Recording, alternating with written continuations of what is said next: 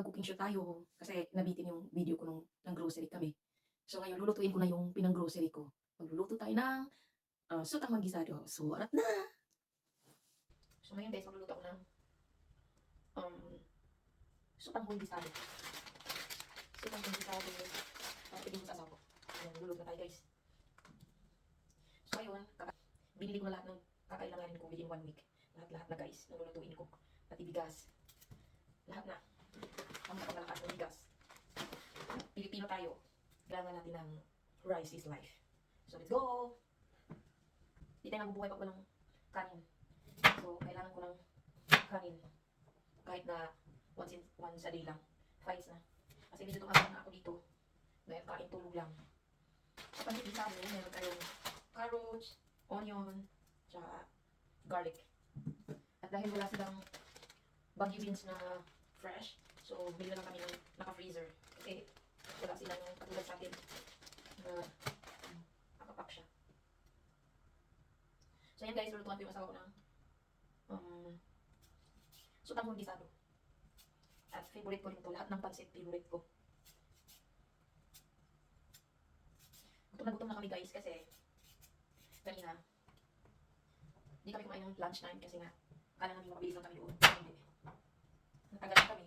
At gusto sana namin kumain ng pizza. Kaso ang daming kumain. Kaya umuwi na kami. Sabi ko, magluluto na ako. Bilisan ko na lang magluto para kakain kami ng hapunan. Kaya yun guys.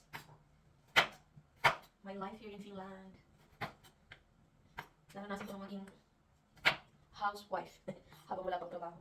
Magdunya muna tayo. Magmamada muna tayo. Yeah. Kaya kumulo na ang aking rice. Pinuto na rin ako ng rice guys. Para pag gano'n. Mga tayo na kami agad. Kasi mabilis na lang maluto itong pansit. Tatagalan namin sa kumiwa-iwa ng mga litasos. So, ayan.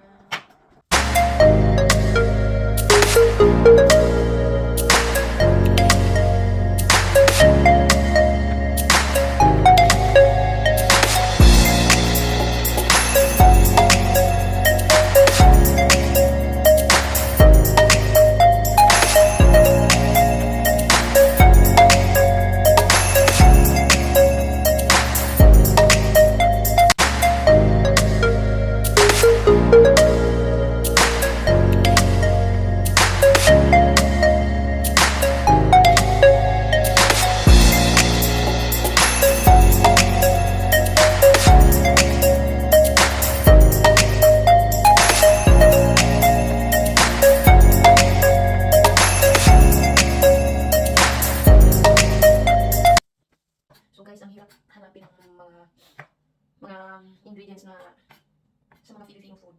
Ang hirap hanapin dito. Gusto ko magtinula ng manok, pero ang iba meron namang like sayote, meron naman siya, pero yung malunggay, wala. So laging kulang pag sakaling gusto ko magtinula. So yung balak kong mag-adobo ng manok. So luckily no, yung ingredients complete na sa pansit. Complete na siya guys. Kasi napunta kami ng Asian store, pero yung iba talaga yung wala. Iyan pa natin. Gusto ko mag-mango graham, pero sa Asian store, wala kang makita. Kahit sa supermarket nandito, wala kang makita biscuit na graham. Tsaka yung, wala guys. Kasi gusto ng mother ng biyanan ko, gusto niya tumingin sa akin ko ng mango graham dahil nagugustuhan nilang nagawa kami sa Pilipinas. At natikman nila yun. So gusto nila. Yan lang ang pinaka-gusto ng dessert sa Pilipinas, ang mango graham. The best. Daw. Gusto ng mother-in-law ko na gumawa ako na nandyan siya. Kaso naghanap kami kanina, wala talaga kami makita guys. Ewan ko, next time pupunta kami sa ibang supermarket or ibang baka meron. So ayan, tapos na akong maghiwa. So mag-start na tayo magluto. Siyempre hugasan ko muna. So ayan guys, magluluto na tayo tapos na ako magayat ng ingredients. At ito na lahat. Ayan. Carrots, pichay, kasi walang repolyo. Magic, Baguio beans, chicken roll cubes, and oyster sauce, syempre, kasi mas masarap pag may oyster sauce. At saka yung chicken na ginamit ko is yung naka-chop na siya, na binili namin sa store. So, ayan guys, magluluto na tayo. It's cooking!